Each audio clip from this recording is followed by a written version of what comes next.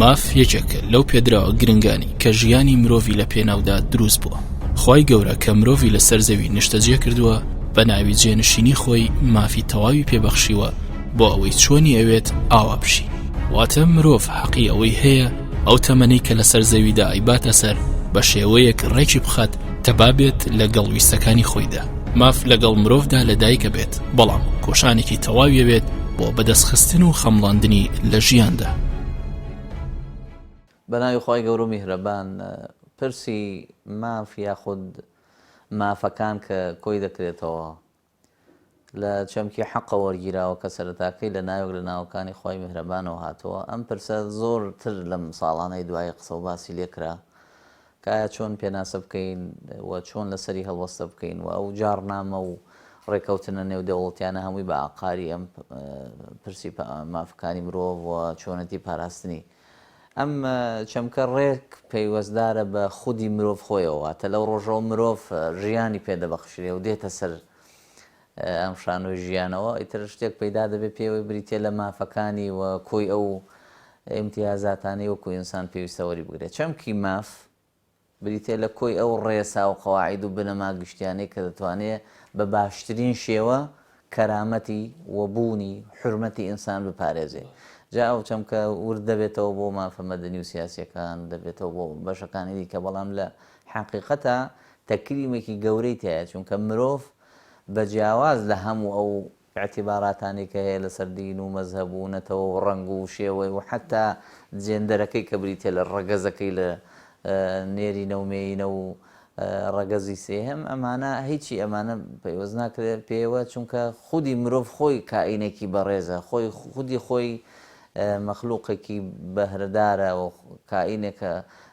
هاتوۆتە سەر شانۆی ژیان پێویستە زۆر ڕێزی لێ بگرێت، چونکە خوا ڕێزی لێگرتووە. ئەو پرسە زۆر وردکراوەتەوە لەو ساڵانەی دواییە. فوقەهای قانون زۆر قسان لێ کردووە. پێشینەی ئەو فەقیهانە زیاتر ئەوانەی فەڕەنسیەکان بوون، چونکە لەوێ زیاتر تەشریعات نصوصی تەشریعی زیاتر لێوە هات و زمانی فەڕەنسی بەو پێی کە ڕێنووسەکانی زۆر قابلی مشتەقات و تەفسیری زۆر نییە. هەر بۆ زانیاریتان زۆرێکی لەو ڕێکەوتن نامەندێ و دەوڵەتیانەی کە بۆ یەکەمین جار سیاغا کرێت لەن تەوەیەگرتوەکان بە زمانی فەڕەنسیە کرێ. ئەو فەقیهە یاساییانە ئەو لێکۆڵەوە گەورانە باسییان کردو، لەوانە لیۆن دیگی فەقیهێکی گەورەی قانونیە، چەمکی مافی لەگەڵ یاسا دەمج کردووە پێی ناو ئاوا تەفسیرەکە، ناوی ناوە ئەلحەق مەصلحەة یەحمیها القانون، ڕێک مافی بەرامبەر بە بەرژەوەندی دانەوە و ئەوەی کە لێرە ئەم بەرژەوەندێ دەپارێزێ پێوترێ یاسا، کەواتە وەزیفەی یاسایەکێک لە وەزیفەکانی بریتێ لە ئەرکی پاراستنی ئەم مافەوە، ئەرکی چۆنەتی بەدیهێنانی. لایەنێکی تری بریتێ لەوەی کە تۆ بێ ڕێخستنێ بێ بە ماف و بەرژەوەندیان، ئەگەروانە بێ بەرژەوەندەکانی من و تۆ و هاوڵاتیان و دەسەڵاتدار و بێدەسەڵات هەمووی تێکەڵە بێ بەیەکا، بۆیە هاتوون کۆمەڵی قەوانینی زۆریان داناوە. ناچار بوونە وڵاتانەی وەکو وڵاتانی ئێمن کە قیمەتی قانون و سەروەری یاسا و ئەوانەی زۆر کەمتیایە، زۆر پێویستمان بە نوسوسی زۆرە، تەماشا بکە یاساکانمان درێژن بۆ هەموو مەوزوعی یاسایەکمان هەیە، بۆی چی بکەین بۆی زۆرترین وا بکەین کە چەمکی پرسەکانی مافەکانی مرۆڤ زۆر قوڵ بێتەوە، ڕەنگ باتەوە لە ناو یاساکانە. لەم ساڵانەی دوایە حرەکەتێکی زۆری ئەوە دروست بوو بە قاری پاراستنی مافەکانی ئافرەت و تەنانەت منداڵ و خێزان و یەکەی خێزان پارێزێ لە داڕمان. ئەو پۆلێنکردنێ لە ناو پرسی مافەکان بە گشتیەکرێ و حقوقە مەدەنی و سیاسیانی کە هەیە. پێم وایە زۆرێکی ئەو مافانەی کە هەن باسکراون زۆریان تایبەتن بە کەسەکان خودی خۆیانەوە، ینی شتێکی پێرسناڵتیە، ینی پێویستی بە ئەوە نیێتەوە فراوانی بکەیتەوە بۆ هەمووان. ڕاستە تاکەیتە ناو کۆمەلگاوەم جا مافێکی زیاتری بۆ دروستە بێ، بەڵام ئەوەی کە زۆر گرنگە بریتە لە خودی ئینسانەکە لەو ڕۆژەوە بەتایبەت لە تەشریعاتی عێراقیە ئینسان کە لەدایکە بێ کۆمەڵی مافی هەیە، بەڵام لە 18 ساڵی تەواو دەکا ئەهلیەتی بۆ دروستە بێ، واتە شایستەیی بۆ دروستە بێ، توانێ خۆی ڕێو شوێنەکان ممارەسە بکە، بۆ ناتوانێت شتی هەبێ، شتی بەناوە بێ، تەنانەت توانێت بەشداری سیاسی بکە، لەناو بەشداری سیاسی دەنگ بدا یا خۆی بپاڵێوێ، حیزب دروست بکە بێ بە ئەندامی حیزب. ئەم مافە سیاسیانەشی لە ڕۆژی شایستە بوونەوە، لە ڕۆژی ئەهلیەتەوە بۆ دروستە بێ. ئەم چەمکەی کە پێی دەوترێ مافی گشتی و مافی تاک مافی گشتی زیاترە و مافانن کە دەوڵەت ممارەسەیەەکە بۆ منوەکو دارایی گشتی وەکو نظامی عام و ئادابی عام ئەمە دووسێ چەمکن لەم کۆمەلگانە ئێمە واریدن و کاری پێ دەکرێت بۆ منە نظامی عام لەوانەیە لە وڵاتێکی وەکو بەریتانیاوەیە تۆ ناتوانانی دیکۆری دەرەوەی هەندێک خانۆکان بگۆڕی چونکە مەعالیمی شارەکە تێگەچێ ئیتر دەسەڵاتدار حەقی نێتەوە لە ناوە خانۆکە چ لێ دەکەی لێرەش نظامی عام ئەوەیە بۆ منە کۆمەڵێک ڕێوشۆنی ئەخلاقی جوان ورد بۆتەوە لە ناو دابی گشتیەوەی پێ دەڵێن سیستمی گشتی ئەمانە ورد بۆتەوە تۆ ناتوانانی دژی ئەمانە هەڵبسیتەوە بۆ شێوە ڕوبەڕووی بیتەوە بۆ نمونە لە وڵاتی ئێمەوەکوی جوزێک لە نظامی عام یەکەی خێزان لە لێوانی دوو کەس دروست دەبێت کە پێی دەوترێ ئافرەتێک لەگەڵ پیاوێک ئەم چەمکە لەوانەیە لە وڵاتێکی دیکەوە نەبێ ئەم چەمکە پەیوەزدارە بە مافی گشتیەوە کەواتە مافی گشتیەت چوارچێوەیەکی دیاریکراوە وا دەکات تۆ بە ڕەهایی ناتوانێت لەناو مافەکانی خۆت هەڵس و کەوت بکەیوە بمێنیتەوە ماف ئەگەر بگەڕێنەوە بۆ شریعی ئیسلامی فقەهای ئیسلامی فقەهای ئیسلام خۆیان لە تعریفی ماف نێیاوە تەنها لەبەر سەبەبێ لەبەرەوەی لەلایەن وا بۆ کەلیمەی ماف کەلیمەی حەق کەلیمەیەکی وازەحە پێویستی بە تعریفکردن و شتیکردنەوەی زیاتر نییە بەڵام فقەهای قانونی غەربی و بە تایبەتی مەدرسەی نەمساوی بەو شێوەیە تعریفی کەلیمەی مافیان کردووە هەنێکیان بە کەلیمەی تەنسیب واتە تەنسیب و هەنێکی تریان وا تعریفیان کردووە کە سەلاحیەتێکە بۆ ممارەسەکردنی جۆڕێک لە ئیرادە لەلایەن کەسەکانەوە و بە هەمان شێوە ئەرکانیان بۆ کەلیمەی ماف داناوە بۆ نمونە صاحب الحق صاحبی مافیە محلی ماف چییە و سنووری ممارەسەکردنەکەی چییە سێ چوار ئەرکانیان بۆ داناوە بەم شێوەیە و تعریفەکەش لە ڕووی لوغەیەوە کەلیمەی ماف کەلیمەی حەق کەلیمەیەکی وازەحە بەم شێوەیە هەیە لە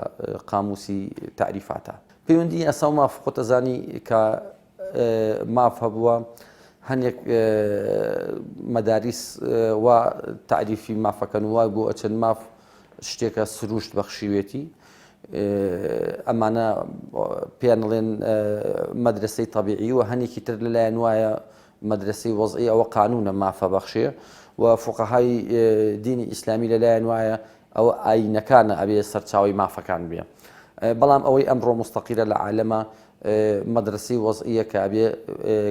کە زیاتر تێکەڵەیەکە لە مافی ئەو مافی سروش پێی بەخشیت و ئەوەی بە یاسا تەنزیم کراوە ئەمەی ئەمڕۆ زیاتر باوە ئەوەی بە یاسا تەنزیم کراوە خۆتەزانی لە هەر شوێنێکە ماف هەبوو پێویستی بەوە هەیە ئەو مافە تەنزیم بکرێت لەبەرەوەی هەموو مافێ سنووری خۆی هەیە ممارەسەکردنی سنووری هەیە و ئەو کەسەشی کە ممارەسەیەکە ئەبێ ئەهل بێ بۆ ئەو ممارەسەیە بۆ نمونە ناکرێت کەسێکی مەحکوم ممارەسەی هەنێ مافکە ناکرێت کەسێکی معتوه یا شێت لە قانونە ممارەسەی هەنێ مافی ترکە بۆ نمونە کەسی معتوف بە پێی قانون لی مەمنوع معاملەی بێ عشیراکە بۆ نمونە تا ئێستا لە جەزائیرە هەندێک کەس هەیە منعیان لێکراوە ممارەسەی مافی هەڵبژاردن کەن بە حکمی مەلەفی ڕابردوویانەوە ئەمە بە پێی قانونەکان تەنزیم کراوە یاساکان ئەمڕۆ ئەساسی یاسا چییە یاسا وەختێ دروست بووە کە تەجەموعاتی بەشەری دروست بووە کە گوند و شار دروست بووە کە گوند و شار دروست بوو تۆ پێویستە بە کەلتوری تازەیە پێویستە بە کەلتورێکی قانونیە ئەبێ ئەو حەق و حقوقا حەقی دەسەڵاتدارانی ئەو جێگەیەش کە شارە کە تەجەموعاتی بەشەریە لەگەڵ ئەوانەی ژێردەستەی دەسەڵاتدارن و حکمیانەکەن ئەبێ مافی هەردوو لایەن بە قانون تەنزیم کرێ قانون هاتووە لە ئەساسا بۆ دوو سەبەب یەکەم تەنزیمی موجتەمع دووهەم بۆ تەنزیمی ماف و حەق و حقوقی خەڵکی مافەکان بە پێی قانون وەکو جیا کراوەتەوە واز لە مەدارسی فقهی و بیرمەندەکان بێنە ئەگەر بێتە سەر لە ڕووی قانونیەوە لە هەموو دنیاە مافی کەسی هەیە کە پێوترێ مافی تایبەتی و مافی گشتی هەیە واتە مافی کۆمەڵگە بۆ نمونە ئێستا تۆ ئەگەر سەیری قانونی عێراقی بە نەزەری ئەتیبار بێنیتەوە قانونی 23 ساڵی هەفتاویەک قانونی ئوسوڵی محەکەماتی جەزایی لە مادەکانی 36 مافە تایبەتیەکانی دیاری کردووە بۆ نمونە ئەڵێ لە مافی تایبەتیە ئەگەر کەسەکە خۆی شکات نەکە بۆ دەستگای داواکاری گشتی و پۆلیس و دادگا نییە ئەو قەزیە بجوڵێنێ بۆ نمونە قەزەی شەڕ ئەگەر چەخۆ یا سیلاحی تیا بەکار ناتوێ قەزەی جنێ و قەزەی تەهدید قەزەی زینا، قەزەی قەسف و سەب و تەشیر، ئەمانە مافی شخصین بۆ هەیە شکاتکەی بۆ هەیە شکات نەکەی. ئەگەر شکات نەکەی دەوڵەت خۆی ئەو قەزەیە ناجوڵێنێ، نە داواکاری گشتی نە دادگانە هیچ کەسێکی تر بووی نییە. ئەگەر شکاتیش نەکەی تا 3 مانگ ئەو مافەت هەیە مافەکەت سقوتەکە لە دوای 3 مانگە. ئەمە پێ مافی کەسی. بەڵام قەزێ هەیە مافی کەسی شیتیا کۆبێتەوە مافی گشتی شیتیا کۆبێتەوە. بۆ نمونە قەزەی قەتل. قەزەی قەتل مافێکی تایبەتی تایە مافێکی کەسی کە سوکاری مەجنی عەلەیینە و کەسێک کە زوڵمی لێکراوە کوژراوە بەپێی قەسامی شەرعی کە کێیە کە سوکاری دەرەجێشی. مافە گشتێکەش ئەوەیە مافی دەوڵەتە کە ئەم کەسە ڕۆحی کەسێکی کێشاوە کە بەپێی قانون نابێت ڕۆحی بکێشێ و ئەمە مافێکی گشتیە کە ئەمە زەرەری هەیە بۆ موجتەمەع ئەبێ ئەم نەوع ئەزەلامانە نوعێک لە تەدابیر بەرامبەریان بگیرێتە بەر. ئایا تەدابیرەکە دادگاییکردنە، ئایا تەدابیری احتیرازیە، ئایا سزادانە، ئایا سجنە، ئایا حەبسە. ئەمە پێڵێن مافی گشتی. ئەساسی مافی گشتیش ئەوەیە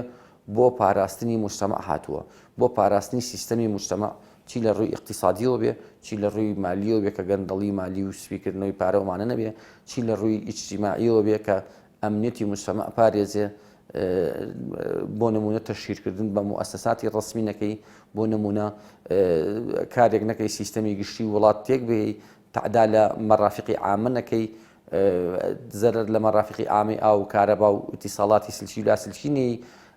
ئەمە بۆ هاتووە بۆ پاراستنی ئەمنیەتی موجتەمەع و بۆ پاراستنی سیستەمە جیاوازەکانی کۆمەڵگە لە سیستەمی ئابووری و کۆمەڵایەتی و مالی و سەربازی و سیاسی وڵات. ماف بەپی زۆربەی ئەو پێناسانی کە پێناسە ئەکرێ کۆمەڵێک پرەنسیپی ئەخلاقیەوە کە تایبەتە بە هەڵس و کەوت و بەڵێن پێکهاتەی فکری و بایۆلۆژی تاکەکانەوە کە چۆن سەیری پێویستیەکانی خۆی ئەکات و پێویستیە جیاجیەکانی لە چیاکۆ ئەبێتەوە لەگەڵ ئەو پرەنسیپە ئەخلاقیانەی کە کۆمەڵ لەسەری ڕێئەکەوێت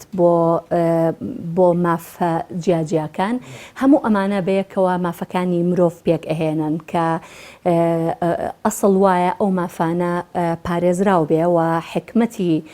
هاتنەکەی قانون و دروستبوونی قانونیش بۆ پاراستن و ڕێکخستنی ئەو مافانەیە بە جۆرێک کە دەستدرێژی نەکرێتە سەر ئەو مافانە و هیچ کەسێک بە ناوی مافی مرۆڤەوە دەستدرێژی نەکاتە سەر مافی کەسێکی کە و لە هەمان کاتا بۆ ئەوەی لە ڕێی قانونەوە ئەو مافانە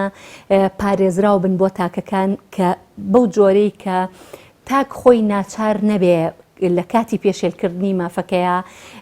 بە شێوەی شخصی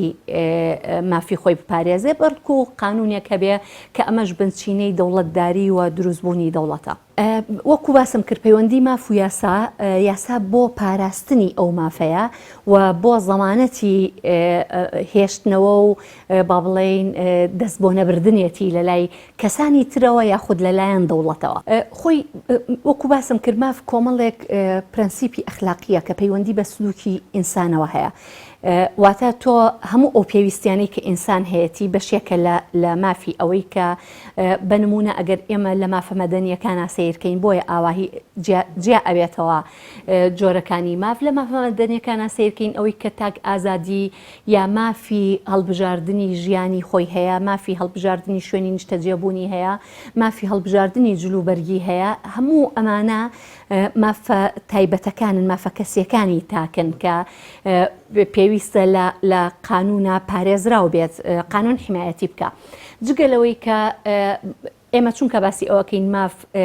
کۆمەڵێک بریتە لە مەعایری ئەخلاقی و سلوکی ئینسان پێویستی لە مەجای اقتصادەوە بڵێن پێویستی ئابوووریەکانی هەیە، پێویستیە سیاسیەکان و ئینتیما سیاسیەکانی هەیە، بۆیە سەیرەکەی بەپی ئەو پێویستیانەی مرۆڤەکان مافەکانیش بوونەتە چەند جۆرێک. بۆیە مافە اقتصادیەکان هەیە، مافە سیاسیەکان هەیە، مافە مەدەنی و کەسیەکان هەیە، مافە دینیەکان هەیە کە هەموو ئەمانە جۆرەکانی مافن لەسەر ئاستی تاک پارێزراون کە ئەمە مافی کەسین. کاتێکیتە سەر مافی کۆمەڵ و ئەوەی کە جەنابەت وتت مافی دەستە جەمعی، ئەو مافانەیە کە کۆمەڵ لەسەری ڕێئەکەوێ بۆ چوارچێوەدانان بۆ ئەو دەوڵەتەیە ئەو جێگە موقع جغرافیەی کە حکومڕانی لەسەر ئەکرێت کە ئەمەش کۆمەڵێک با بڵێن مافن کە پێیان ئوترێ مافە گشتیەکان ئەوەی کە مافی من و تۆ هەر هاوڵاتیەکی کە هەیە لە سوودمەندبوون لە باخە گشتیەکان، لە سوودمەندبوون لە ئاوی گشتی، لە سوودمەندبوون لەو هەوایی کە هەیە کە ئەمانە هەمووی مافی گشتین و دیسانەوە ئەوەش ئەبێ دەوڵەت لە ڕێی قانونەوە ئەو مافانە بە پارێزراوی بهێڵێتەوە. چەمکی ماف یەکێکە لەو چەمگە بەربڵاوانەی کە بەردەوام جۆبیستی ئەبین هەم لەسەر کای سیاسی ئەو کەسانی کە ممارەسی کاری سیاسیەکەن لە هەرێمی کوردستانەوە هەم دەستەواژەیەکی ڕاگەاندنە کە بەردەوام لە ڕاگەاندنەکانەوە گوێبیستی ئەبین و ئەم بابەتە گوازراوەتەوە بۆ ئەوەی کە بەردەوام لە لای هاوڵاتیانیش مۆزوعی چەمکی ماف و دەستەواژی ماف بەردەوام بەکارێنێت کە ئەمە ئەگەر بێت و پێناسەیەکی بکەین یانی ناساندنێکی بۆ کەم پێم وایە پێناسەیەکی ستاندارد و عالەمی لە جیانە نییە بۆ تعریفکردن و ناساندنی ماف، بەڵکو ناساندن و تعریفی ماف لە وڵاتێکەوە بۆ وڵاتێکی تر ئەگۆڕێت و حتا لە مەزاهیب و تێڕوانینی ئایدیالیەکانیشەوە تعریف و ناساندنی ماف جیاوازەوە تەنانەت لە ڕوانگەی یاسایی تعریفی ماف و ناساندنی ماف جیاوازەوە لە ڕوانگەی ئاینی جیاوازەوە لە ڕوانگەی کۆمەڵایەتی و تەنانەت لە ڕوانگەی داراییشەوە تعریفی ماف هەرێکی و ئاراستێکی خۆ هەیە. بەڵام ئەگەر بێت و بە شکڵێکی عام و لە ڕوانگەی یاساییشەوە پێناسەیەکی ماف بکەیت، ماف بریتە لە بەرژەوەندیەک، بریتە لە مەسلحەتێک کە دەستەبەر ئەکرێ بۆ تاک و بۆ فەرد و یاسا ئیپارێزێت واتە یاسا ئەرکی پاراستنی مافی هەیە کە ئەگەر بێت و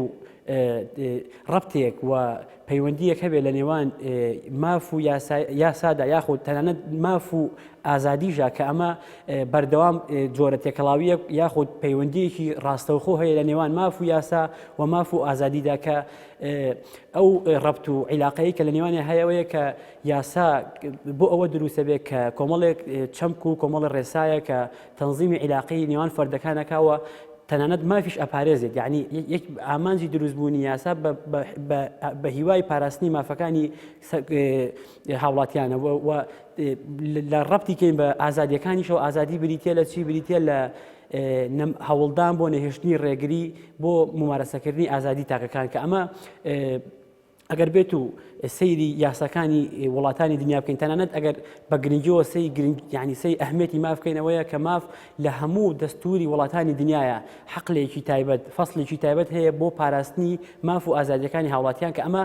یعنی یەکێک لە مەهامەکانی دروستبوونی دەستور لە دنیاە ئەویش ئەوەیە کە ماف و ئازادی هاوڵاتیان پارێزێت بە تایبەتی ماف کە ئەمە چکە هەمیشە لە نظامی حکومڕانی وڵاتانە هەمیشە جۆرێک بەریەکەوتن هەیە لە نێوان نظامی حکومڕانی لەگەڵ مافی هاوڵاتیانە کە دەستور بۆ ئەو دروستە بێت کە ڕێگری بکات لە پێشێلکاریانەی کە دەسەڵات ئێوە بیکات بۆ مافی هاوڵاتیان، ینی گرنگی ماف لە ڕوانگەی دەستوری بوونیشەوە گرنگیێکی گەورە هەیە کە لە دەستوری وڵاتانی دنیاە جێگەی بۆ تۆ تەنانەت لە دەستوری هەمیشەی عێراقی ساڵی 2005 لە مادەی 14 تاکو 46 بە تەفسیلی باسی ماف و ئازادیەکانی تاقەکەوە کردوێتی بە ئەرێک لەسەر حکوومەتی عێراق کە کۆمەڵێ مافەیە بە جۆرەکانێکە دواتر کاتێ بێ باسی بکەین کە کردوێتی بە ئەرێک لەسەری کە هەم مافەکانیان دابیم کات و هەم بشیان پارێزێ کە ئەمانە کۆمەڵێت مافن لە دەستوری عێراقیشا ئاماژە بۆ کراوە کە نابێ ئەم مافانە کۆد بکرێت لەلایەن حکومات لەلایەن دەسەڵاتدارانەوە تەنها بە یاسا و بە مەرجی معقول نەبێت و ینی بۆ بینەران و بۆ جەنابیشەوەیە کە لە ئێمە لە ئێستاە پرۆژەی دەستورمان کۆمەڵی هەنگاوی بڕی و نزیکی هەفتا مادەی لێ پەسەند کراوە لە نیژنی دەستوریەوە بابەتی ماف و ئازادیەکان یەکلا بۆتەوە و زۆرترین ینی چەمکی ماف و ئەنجۆرەکانیشی لەناو پرۆژەی دەستوریشە جێگیر کراوە.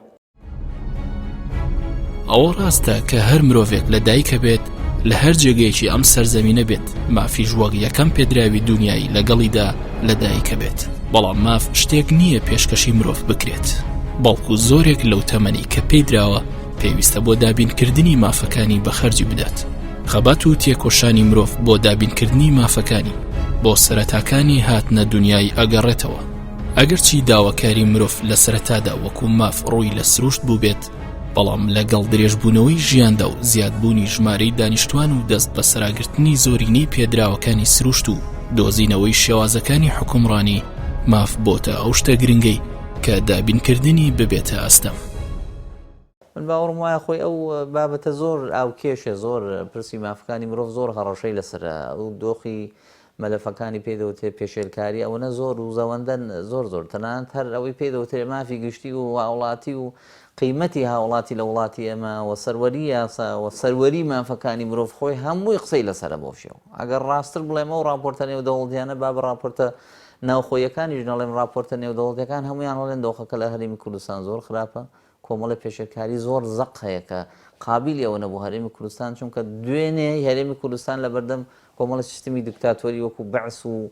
ئەوانی پێش ئەو زۆر خراپ مامەڵی لەگەڵ کرا و ئینسانی کوردی هیچ قیمەتی نەبوو ئێستا خۆت بەدەستی خۆت ئەوە دۆپاتکەوە زۆر خەتەرە من باوەڕم وایە دۆخەکە لەوێ خراپە دەسەڵاتداران لە هەرێمی کوردستان کە بەراوردکاری ئەەکەن بەراوردی دۆخی عێراقەکەن یا هەرێمی کوردستانەکەن بە وڵاتانی تر کە قیمەتی ئینسانی تیان نییە یا هەر زۆر کەمە یا پێشەرکارەکان زۆر نەڵێن ئێمە لەوان زۆر باشترین ئەوە قسەیەکە لە دیوێکەوە ڕاستە بەڵام لە زۆر دیوی ترە و پارە ناکە باوەڕم وایە تۆ بێ خۆ بەرزکەوە بۆ ئاستی وڵاتانی کە بەهای مرۆڤ تێدا بەهایەکی بە قیمەتە و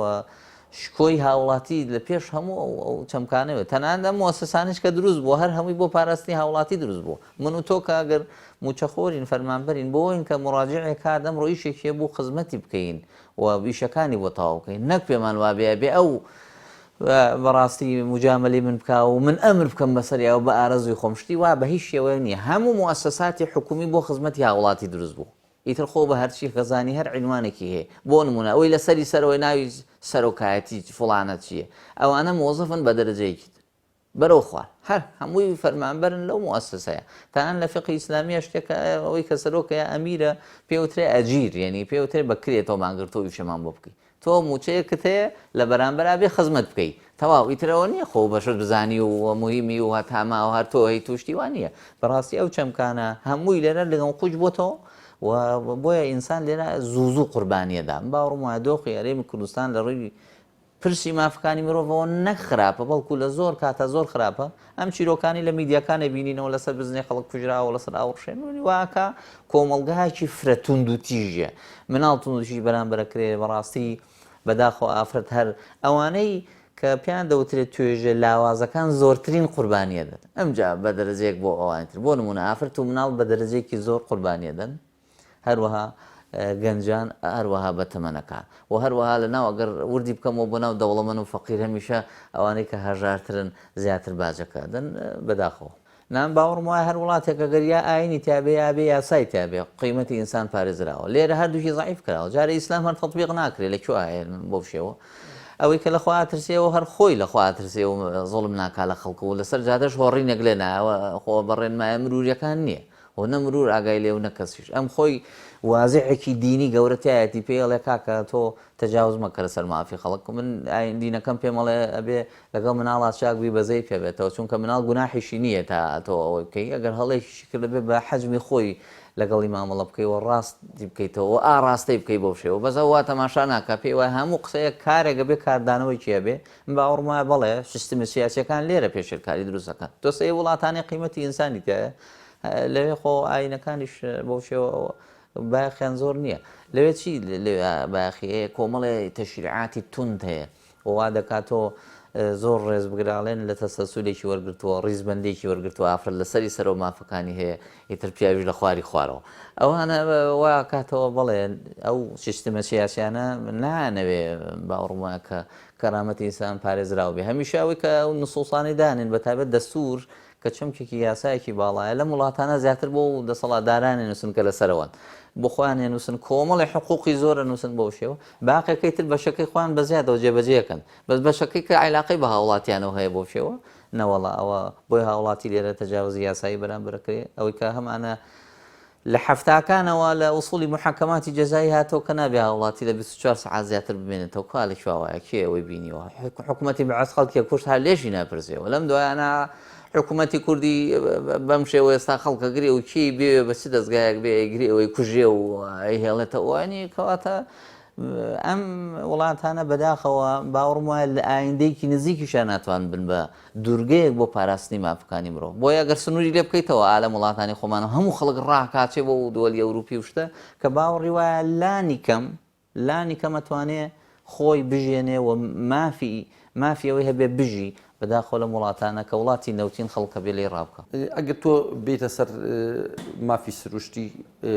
بەپێی نەزەڕی مەدرسەی تەبیعی هەموو کەسێ ئازادە هەموو مافێکی خۆی ممارەسەکە. ئەوەی مافەکانیان کۆت و بند کردووە ئاینەکانە، مەزهبەکانە، یاساکانە حدودیان بۆ ئەو مافەداناوە ئەوەی پێوترێت مەزهبی لیبراڵیەتی مطلق، لیبراڵیەتی محەدەد و مقەیەدی ژێ، لیبراڵەتی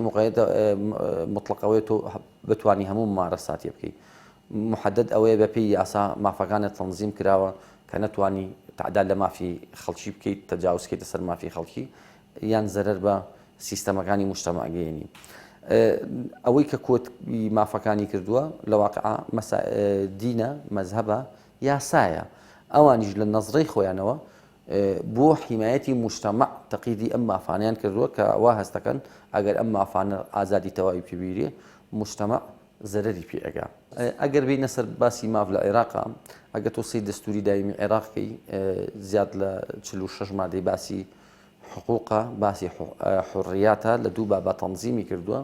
و زۆر جوان تەنزیمی کردووە. حەقی ممارەسەی دینی بە خەڵگاوە، اختیاری یاوە چی دینە چی مەزەبێ گەڵەبژێری، اختیاری یاویتە تێ ئینتیماکی بە چی جەمعەیەک و منەظەمە و سندیکایەکەوە، ئیجبار نیت سەر بە هیچ ڕێکخرا و حیزبێبی، مافیایتە تێ حڕێتی تعبیرە هەبێ، مافیایتە تێ حڕێتی ئیعلامە هەبێ، مافیایتە تێ مافی ژیانە هەبێ، مافی تەندروستیت هەبێ و لە هەمان شێوە لە چەند مادەیەکی ترە باس لەواکە عێراق مولتەزیمە بە هەموو تعهدات و ئیلتیزاماتی نێودەوڵەتی خۆیەوە ئەوەی پێشتر و ئەمەی ئێستش و لە مادەیەکی ترە ئەڵێ عێراق مولتەزیمە بە میساقی نەتەوە یەکگرتوەکانەوە. و ئەگەر بێتە سەر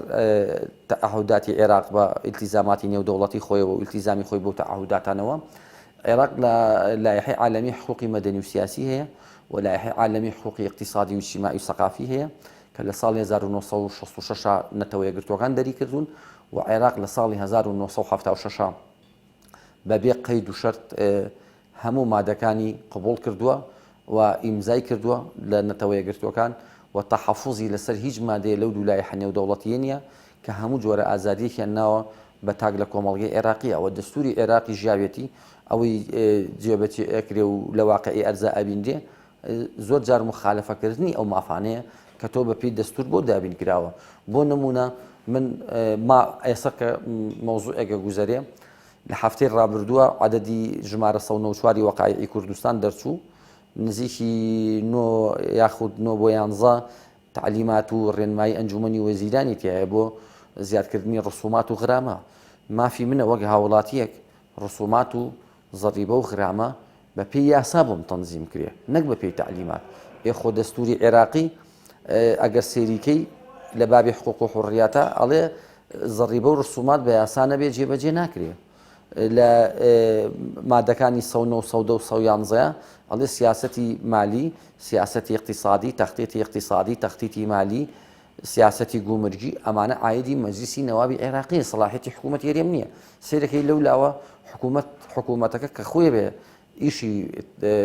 جێبەجێکردنی یاساکان بێ خۆیە بە متەناقیز بە تەناقوز لەگەڵ یاساکانە مافی خەڵک پێشێڵەکە زەریبە و ڕسومات و غرامەیەکی بەسرە دائەنێ کە حەقی ئەو نییە ئەو ئیلتیزامە بەسەر خەڵکا بسەپێنێ. ئازادی ڕادەربڕین،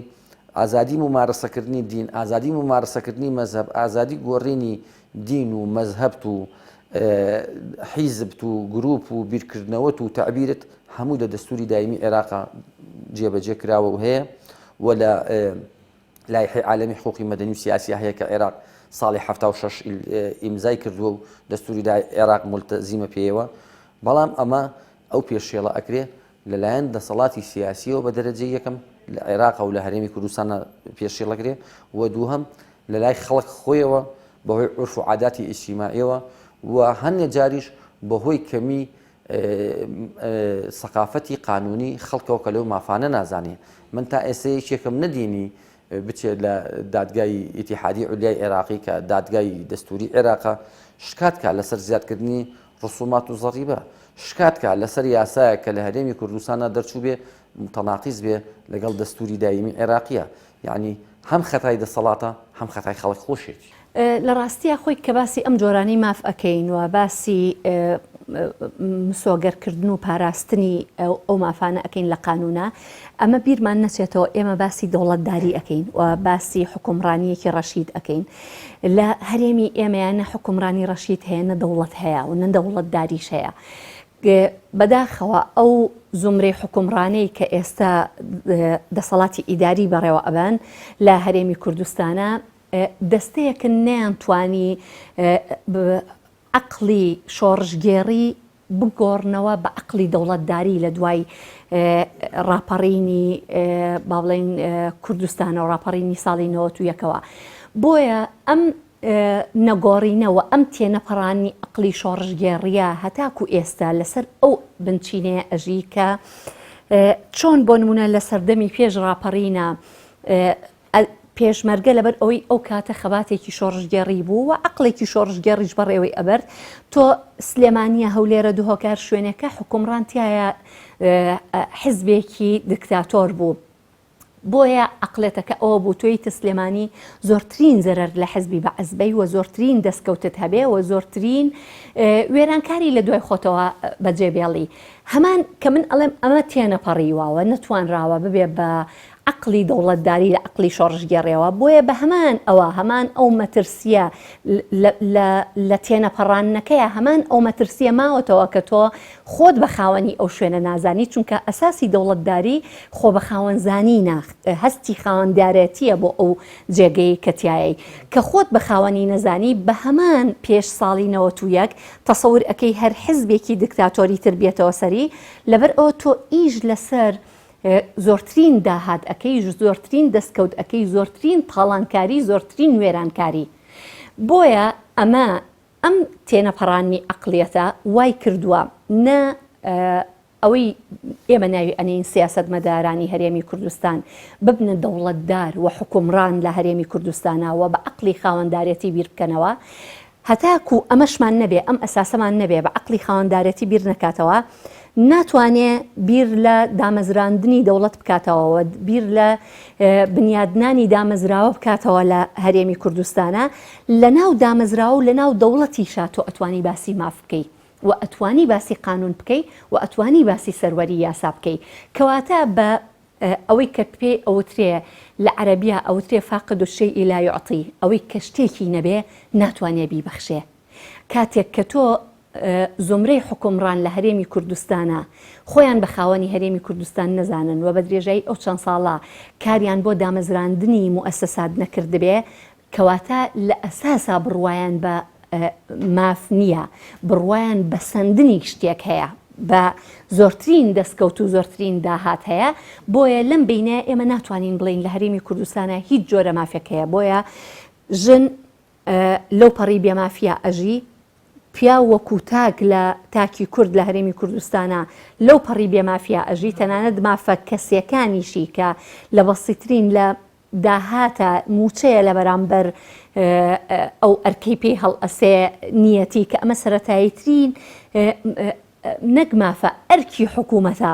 بەجێی ناهێنێت کە بە دیوێکی ترا ئەبێتە سەرەتاییترین مافەکان بۆ درێژەدان بە ژیانی کەسێک وە گوزەرانیش کەسێک مناڵە بە هەمان شێوە پیرە بە هەمان شێوە کەم ئەندامە بە هەمان شێوە ینی تۆ هیچ چین و توێژێک نابینیتەوە لەسەر ئاستی کەسی مافی کەسی مافی هەبێت و دەستەبەر بێ مافی نەخۆش مافی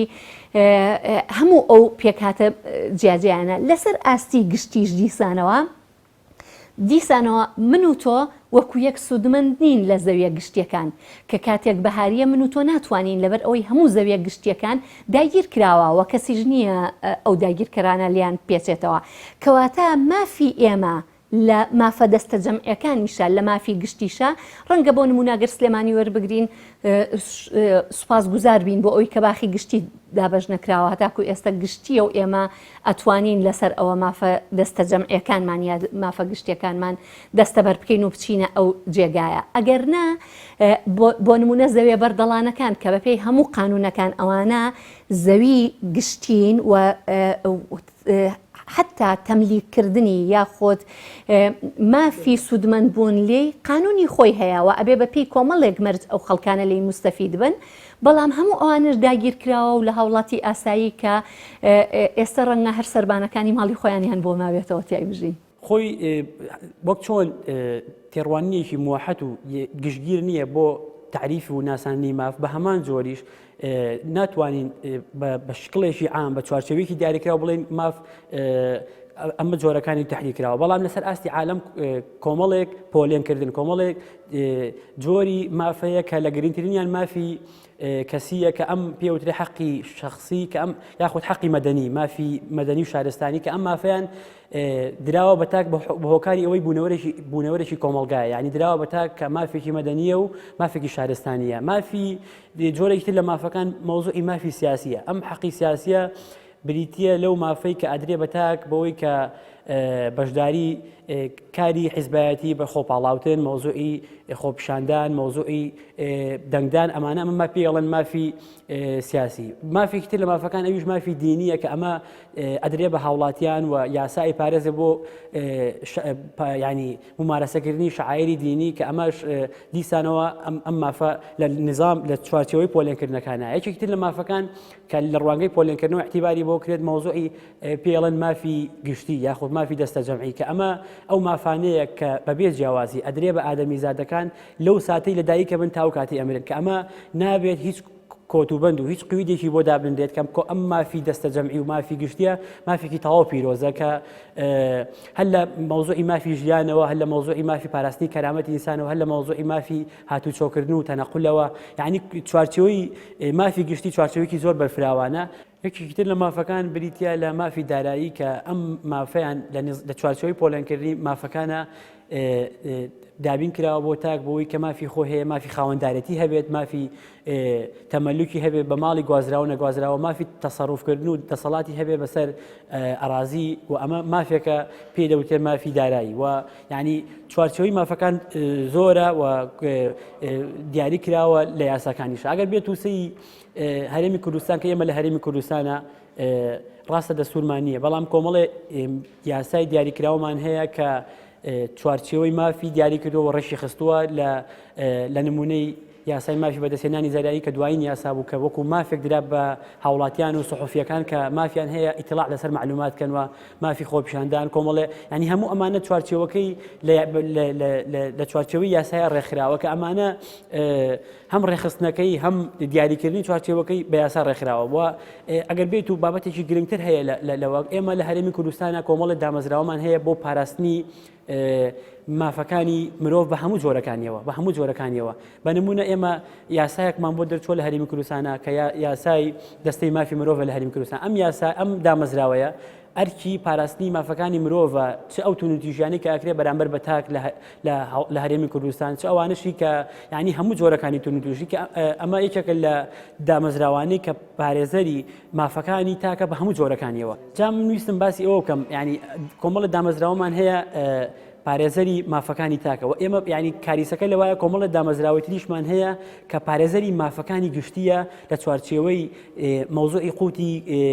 گشتی و مەوزوعی سامانی گشتی کە ئەمانە هەر ئەکەوێتە چوارچێوەی پێوترێ مافی گشتی کە بە نمونە ئێمە دیوانی چاودێری داراییمانێ داواکاری گشتیمانێ دەستەی گشتی دەستپاکیمانێ ئەم دامەزراوانە تایبەتمەندن بە پاراستنی سەرۆت و سامانی گشتی تایبەتمەندن بە پاراستنی مافی گشتی بەڵام ئەبینین لە هەرێمی کوردستانە ڕۆژ بە ڕۆژ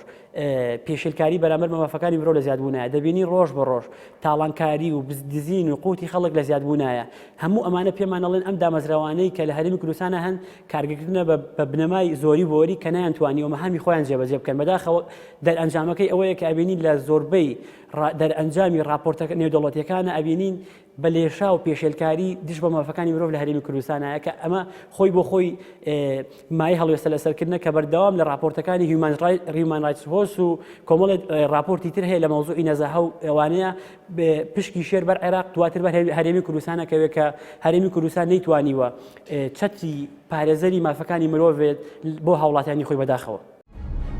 لە سەردەمی مۆدێرنەبوونی ژیاندا ماف بۆتە یەکێک لەو قەدەرە جیهانیانی کە بە شێواز و مۆدێلی جیاواز بە کۆمەڵێک پێوەری ئینسانی ناسێنراوە. بە شێوەیەک خەریکە بابەتی ماف ببێتە شتێکی دیاریکرا و کۆنکرێتی جیهانی. جاڕنامەی گردوونی مافەکانی مرۆڤ یەکێکە لەو پێدراوانی کە داوای زۆرینەی مافە بنەڕەتیەکانی مرۆڤەکات.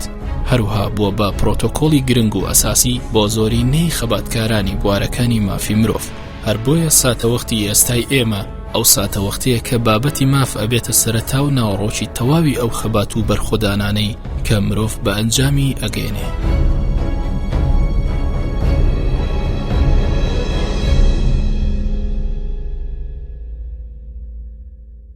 هەنگاوی یەکەم باوەڕم وایە گەر زۆر بە کورتی لەسەری بۆستم بریتێ لە گۆڕانکاریی ڕیشەی لە پرسی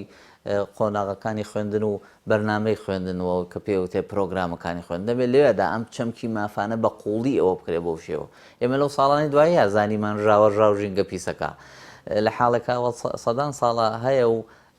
پێناسەکراوە لە وڵاتێکی وەکو سویدا 3 دقیقە زیاتر سارەکە گەرم بکەی غەرامەکری. ئەمە بێ بە قوڵی بچێتە ناو پرۆگرامەکانی خوێندنەوە و بخوێنرێ و مامۆسای پسپۆرش بێڵێتەوە، نەک مامۆسایە کە بەداخەوە هیچ حیسەیەکی بۆ نەماوەتەوە ئەو پرسی پەروەردەی مەدەنی یا پرسی مافەکانی مرۆڤی بنێ. یەکێکی تر لەوانە بریتێلەوەی کە یەکێز دەسەڵاتی زیاترە بێ ئەو زیاتر پابند بێ بەم نسووسانەوە. وڵاتی ئێمە هەمیشە وا تەفسیری یاساکراوە کە تۆڕێکە و ماسێ گەورەکان ناگرێ، هەمیشە بچووکەکان نەگرێ. بێ هاوڵاتی ئەم شعورەی لا دروست بێ وەک چۆن من پابند بن بە مافەکانی مرۆڤ و پاراستنیان و ڕێکخستنیان و حورمەتگرتنیانە بێ ئەوەی کە دەسەڵاتداریشە هەرلانی کەم حورمەتی بگرێ کاکە هەرلانی کەم بە ڕێزە و باسی بکا بۆ شێوە. نقطەیەکی ترەوەیە کە بێ حکوومەت جەناحێکی گەورەی هەبێ نەکو ئێستا لیژنە و شتی هەیە بە وەڵامی ئەم ڕاپۆرتانە هاتەوە شتیوان نابێ بە هیچ شێوەیە بێ ئەم ڕاپۆرتانە شی بکاتەوە جارە ڕاپۆرت هەر بە سەقافەی خۆی خوێنرێتەوە، یعنی ڕاپۆرت هەر مەقالە خوێندنەوە نییە بە هەموو کەس بخوێنرێتەوە. ڕاپۆرت شیکارێکی وردی بکات چۆن بەم سەقافەی ڕاپۆرت دەخوێنیتەوە و چۆن لەسەر ئەو زانیاریانەی هەڵوەستە وەرەگری. تۆ یەکێک نەسیحەت بکات باشترین شتەوەیە لەوەی لە باتی بێ قسە بڵێ و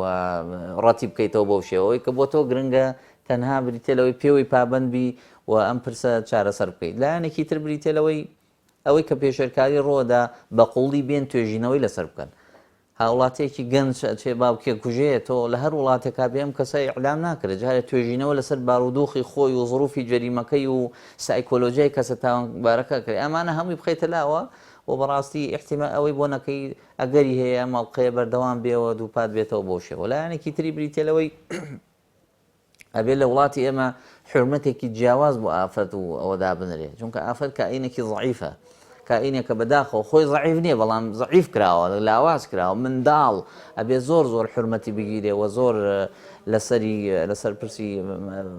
مافەکانی بۆستێت. نقطەیەکی ترەوەی نابێ هەر وڵاتێکی وەکو ئێمە وەزارەتێک یا دەستەیەک یا شتێکی وای هەبێ بەناوی مافەکانی مرۆڤەوە، چونکە هەر حکوومەت خۆی مافەکان پێشێلەکە چۆن بێ وەزارەتیە بێ. هەر وڵاتی سعودیە و عێراق و ئامانەوە وەزارەتیان هەبوو بەناوی وەزارەتی مافەکانی مرۆڤەوە. هیچ وڵاتێکی ڕێک و پێک وەزارەتێکی نییە بەناوی مافی مرۆڤ، هەر هەیئاتیشی نییە، هەمووی بە ڕێکخراوی کۆمەڵگای مەدەنی و چالاکوانی چاک پرسەکە پارێزن. باوەڕم وایە ئەمە کۆمەڵی هەنگاوی زۆر باشن. ئەزانی کۆمەڵگەکان خوایان میلەتێکی باشی پێبەخشیون وەکو فەڕەنسا کە شۆڕشی فەڕەنسیان کە 1970 وەکو بەریتانیا کە 3 جار مەلیک سەری سەرۆشی پەرلەمانی قرتانەوە جاری چوارەم سوپای مەلیک و سوپای سەرۆک پەرلەمان بوو بە شەڕیان ئەوە محکەمەی مەلیک کرا و مەلیکی ئەدام کرا خوێنی زیاتر نەڕژا و ئەو وڵاتە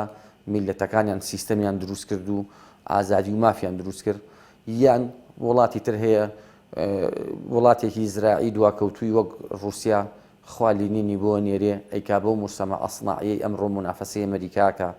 مجتەمەعێکی پارچە پارچە بووی وەک ئەمریکا کە زیاد لە 50 دەوڵەت و چەندەها مقاتعە و ئەقالیم و مناطقی حکمی ذاتی نەک حکمی ذاتی ببوورە مناطقی ئیداری ذاتی خۆیانن. کەسێکی وەک جۆرج واشنتۆنی بۆ نێرە کە ماسۆنی بووە ئەم وڵاتە تەوحید دەکا و سیستەمی بۆ دروستەکە. کەسێکی وەک ماندێلا ئەنێرێ بۆ جنوبی ئەفریقا سیستەمێکی کۆمەڵایەتی وای دروست کردووە لە جیاتی تۆڵەکردنەوە لە سپی پێستەکان ڕەشپێست و سپی پێست بە ئازادی و بە یەک مافەژی. کەسێکی وەک غاندی ناردۆ بۆ هندستان. بەڵام سەیرەکەی لە وڵاتی ئێمە لە هەردوو ناحیەکەوە چی بوونی سەرکردەیەک وڵات سیستەمی وڵات بگۆڕێ و حەق و عەدالەت جێبەجێکە چی میلەتێک کە واعی بێ بە مافی خۆی و سیستەم بگۆڕێ وجودی نییە. لەوەش خراپتر بەڕاستی ئەگەر باسی ماف ئەکرێ و جێبەجێ مافەکرێ ئەو حەزابانی لێرە هەیە لەبەرەوەی حیزبایەتی لە سەردەمی ستالینە هاتوۆتە کوردستانەوە لە پارتی دیموکراتی کوردستان و کوردستانی ئێرانەوە لە 1946ەوە ئەو ئەفکار و ئەقلیەتەی وەرگرتووە دوایی تەسیری ماوی هەبوو دوایی بە تەسیری ئیخوان کە هیچیان ئەمانە ئیمانیان بە دیموکراتی نییە بە ئیخوان موسلیمینیشەوە هاتوون ئەم کەلتورە هاتوتە مجتەمەعی تۆوە مجتەمەعێکی وا دروست بووە نە ڕۆشنبیرێکی لیبراڵی تایە نە گروپێکی تایە داوای ماف و ئازادیکە نە حیزبەکانی ئەوەن بۆ نمونە من تا ئێستا تەلەڤیزۆنی حیزبێکم نەدینیوە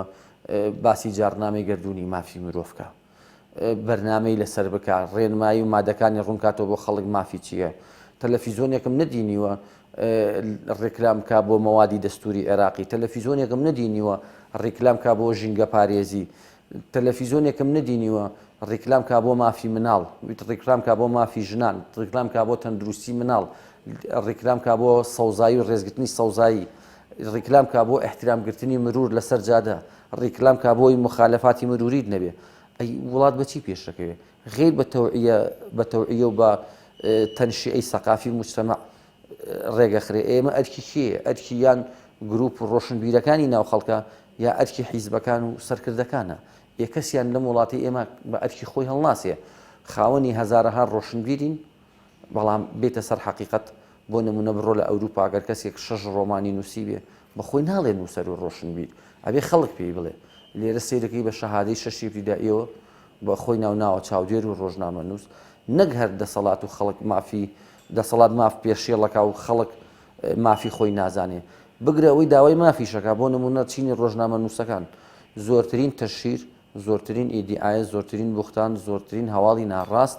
لە دژی خەڵک و کەسایەتیەکان بڵاوەکەنەوە لە دژی مەساڵحی اقتصادی هەنێک کەس بڵاوەکەنەوە خەڵگەیە ئەیشکێنن خەڵگەیە بوونەتە بەهۆی ئەوانەوە کێشەی کۆمەڵایەتیان بۆ دروست کردووە لەبەرەوەی یاسای ڕۆژنامەگەریش یاسایەکی نەقڵۆکە لە وڵاتی ئێمە دوو یاسامان هەیە بۆ تەنزیمی حقوق لە وڵاتی ئێمە یاسای کاری ڕۆژنامەگەریە و یاسای بەدەستهێنانی زانیاریە ئەگەر تۆ بێتە سەرحەق بۆ نمونە سێری قانونی حڕی حصول على المعلومات کە بەدەستهێنانی ئازادی زانیاری ئەگەر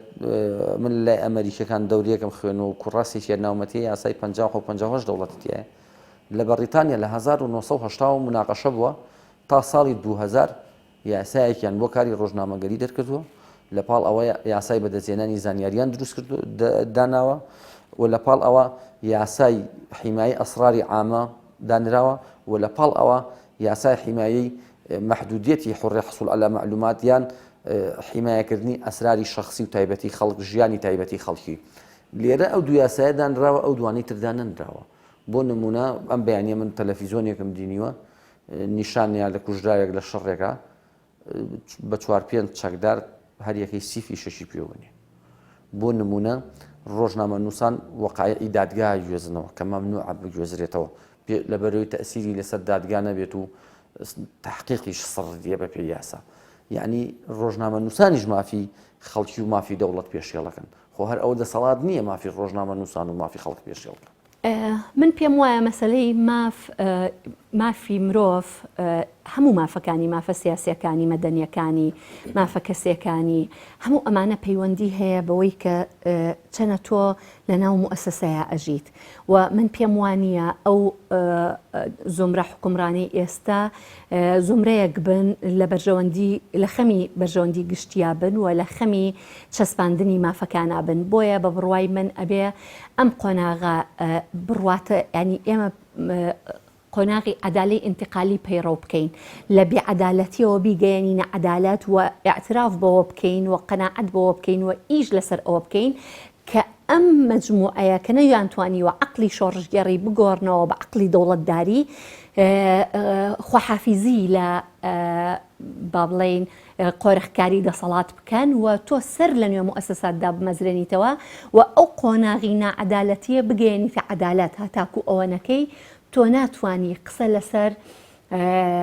سەقامگیری مافەکان بکەی و ناتوانانی قسە لەسەر پاراستن و سیانەتکردنی مافی مرۆڤ بکەیت. بەڕاستی کۆمەڵێک ئیجراعات هەیە بۆ ئەوەی کە ئێمە پێمان وترێت کۆمەڵگایەک مافی مرۆڤ تایدا پارێزراوە یاخود ڕێز لێ ژیراوە. یەکەم هەنگاوم پێم وایە پەیوەستە بە هۆشیارکردنەوەی هاوڵاتیانەوە کە بزانن ماف چییە و کوامە مافەکانی خۆیانەوە هەر کاتێک پێشلکاریەک دەرحەق مافەکانیان کرا پەنام بەرنەبەر دامەزراوی تایبەتمەند بۆ پارێزگاری لە مافەکانیان بەداخەوە لە ڕابردووە ئەمە نەکراوەوە هۆشیارەکە لە ئاستێکی مەطلوب و پێویستان نەبووە بۆی هاوڵاتیان هەر کاتێک پێشلکاری دەرحەق مافەکانیان کرا پەنابەر نەبەر دامەزراوەکان. دوو ئێمە لە هەرێمی کوردستانە ئەو دامەزراوانەی کە تایبەت بە پاراستنی مافەکانی مرۆڤ بەداخەوە دامەزراوە گەلێکن نەیانتیانوە لەژێر هەژمۆنی حیزب نەیانتوانیوە لەژێر هەژمۆنی ئەو ڕۆتینە بێمانایی کە هەیە دەربچن وای کردووە خەڵک بێئومێد بێت لە بەرامبەریان. تەنانەت خەڵک بێئومێد بووە لە پەنابردن بۆ دادگا کە دادگا شوێنی یەکلاکردنەوەی باتڵە لە حەق شوێنێکە بۆ گێڕانەوەی ماف بۆ خاوەن ماف. هاوڵاتیان ئەم شوعرانە دروست نەبووە کە دادگا یەکلاکردنەوەی شوێن یەکلاکردنەوەی ئەو پرسانەیە و یەکێکی تر لە خاڵەکان ئێمە پێویستمان بە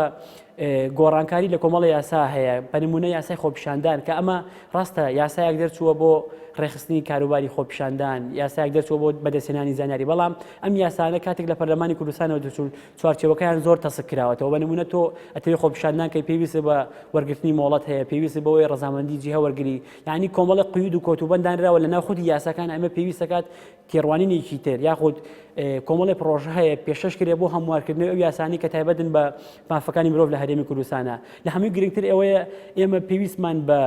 کۆمەڵی ڕێکخراوی ئاکتیڤ و چالاکەیە بۆ پاراستنی مافەکانی مرۆڤ کە چونکە لە وڵاتانی دیموکراسی ئەو وڵاتانی کە پێشکەوتوو خوازن و مافەکانی مرۆڤ تیانە گەشت سندوو زیندوو ڕێز لێگیراوە